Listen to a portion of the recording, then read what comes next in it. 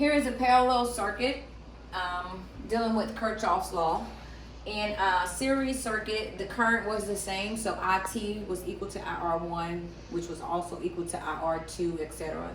Or here with Kirchhoff's law, voltage is the same. So it states that VT, our volt total, is equal to VR1, which is equal to VR2. IT, which is our current total, is equal to IR1 plus IR2. And also our resistance total. Now here's a little difference between series and parallel circuit. In series circuit, Kirchhoff's law says RT is equal to R1 plus R2. Not in this case. In this case, you have two formulas you can use. The two formulas are known as the product sum formula, which is RT is equal to R1 times R2 divided by R1 plus R2. Or you could use a reciprocal formula. The reciprocal formula states that RT is equal to 1 divided by 1 over R1 plus 1 over R2. Now, no matter which of the two formulas you use, I guarantee you're going to get the same answer. So, just like we did with the series circuit, here I listed the columns for a parallel circuit. In this case, this is the schematic diagram for a parallel circuit. We have the same two resistors, loads, the same size rather. You can see I identified one of the resistors different from the previous series circuit, but we still have a 30 volt power supply. But in this case, it's in parallel with resistor 1 and resistor 3. Resistor 1 is 2K ohms, resistor 3 is 3K ohms. The reason why I did that is because I want to familiarize students with the subscripts, whether it's 1, 3, 250. That's only identifying that resistor or that load that's in the circuit. So here is the circuit. We're still going to use Ohm's law. All right. So here I have it worked out for your totals. You're dealing with Ohm's law. So Kirchhoff's law says VT is the same. So you can look. VT is equal to 30 volts. Load 1, resistor 1, VR1 is 30 volts. The voltage drop across load 1 is 30 volts. And also load 2, the voltage drop across load 2, which is really load 3. You only got two loads in the circuit, first load, second load. But the loads are identified as R1 and R3. So R3 is 30 volts. So the voltage is the same. So dealing to solve this circuit First and foremost, we must calculate RT because the only thing they gave us was VT, which is 30 volts, and the size of each resistor. So we have VT is 30 volts. Also, it is written by the power supply to note volt total. So we got VT. Now to solve for RT. RT, you can use either the product sum formula or the reciprocal formula. I showed you both ways, but I kind of switched it up. So here we have resistance total is equal to the reciprocal formula, which is 1 divided by 1 over R1 plus 1 over R2. And also broke it down. You got 1 divided by 1 over 2K ohms plus, and that shouldn't be 2. I apologize. That should be 3. Okay? And then here I put 2, but our loads in this circuit is R1 and R3.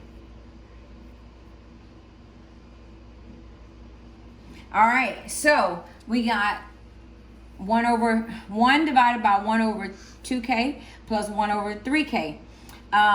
In a calculator, you can actually put, which is 1.2K ohms. Now in your calculator, the reason why I left that empty is because I want you all to, I'm going to teach you all how to put in the reciprocal formula in your calculator. Now, in this case, you would put 1 and you would hit shift reciprocal. Your reciprocal button on your calculator is the little knob that's noted with like 3 decimals, a little colon. It's kind of like this. And right above it, it has 1 over X. So you would say 2 exp3 shift reciprocal because you wanted to do 1 over that number, so that's why you hit shift and this button. So you say 1 divided, you say 2 exp3 shift reciprocal plus, that gives you that value. When you say plus, you do 3 exp3, which is 3K, and then do shift reciprocal. Then you hit equals. That will give you this bottom number, whatever that bottom number is. And when you hit equals and then hit shift reciprocal, it will give you the value. We'll practice that in a later video. So your answer is 1.2K ohms. So here it's showing you how to do resistance total using your product sum. So in that case, you would do R1 times R3 divided by R1 plus R3. And I wrote it down where you have 2K ohms times 3K ohms divided by 2K ohms plus 3K ohms. And that gives you a resistance total of 1.2K ohms. Now in your calculator, you will see 1200, which is 12,000. But we know, because we know engineering notation, 1.2K is the same as 1200 ohms, okay? So after you found resistance total, you were already given voltage total. So now it says, now that we know the volt total and resistance total, we can find IT. We can find the current total. So the formula for current total, you cover up your I, is voltage divided by resistance. So we do VT, voltage total divided by resistance total. That is equal to 30 volts divided by 1200 ohms. Or you could say 1.2K ohms. That is going to equal 25 milliamps. So we've worked out our numbers for our totals. So next we need to solve for each of the two loads. So here you have load 1. We know that VR1 is equal to 30 volts. We know R1 is 2K ohms. So we can find that current flowing through the load. So IR1 is equal to 30 volts divided by 2K ohms. VR1 divided by R1, which is 15 milliamps. Now we can move on to load 2. Load 2, we know VR3 is 30 volts. We know the resistance of load 3 because they gave it in the formula, in the circuit, is 3K ohms. So now we would do 30 volts divided by 3K ohms give us 10 milliamps. Well, gosh, how do I know if I'm right? You can go and verify. Go and put those numbers into the other formula. For instance, since you calculated it to be 15 milliamps, how about you solve for voltage for load 1? And that would be VR1 is equal to IR1, which is 15 milliamps, times R1, which is 2K ohms, and you should get a voltage of 30 volts. That's how you double check to see if your numbers are correct.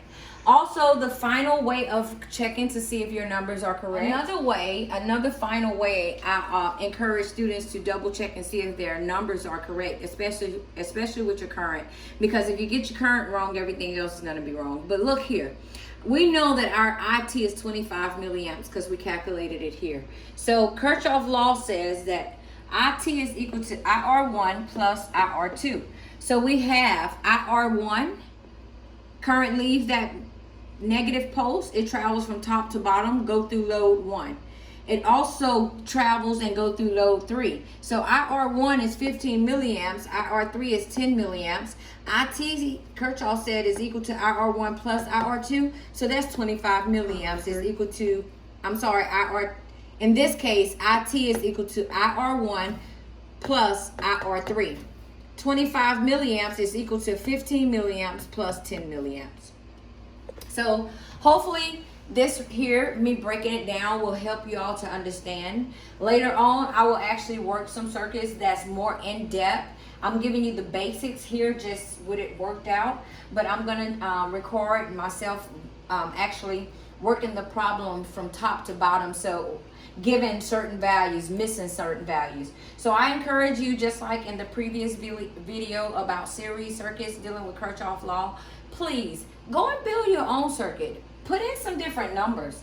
You can put plain numbers, but I do encourage you to practice numbers that's dealing with engineering notation because it's important. You cannot avoid engineering notation dealing with instrumentation, okay? So watch this video as many times as you need. Work the circuit from top to bottom. Hey, rework this circuit. Go back and see if you did it right. If you messed up, I encourage you to start from the top and work it again. At the end of the day, it's just practice. So hopefully this helped. And remember, you can do it.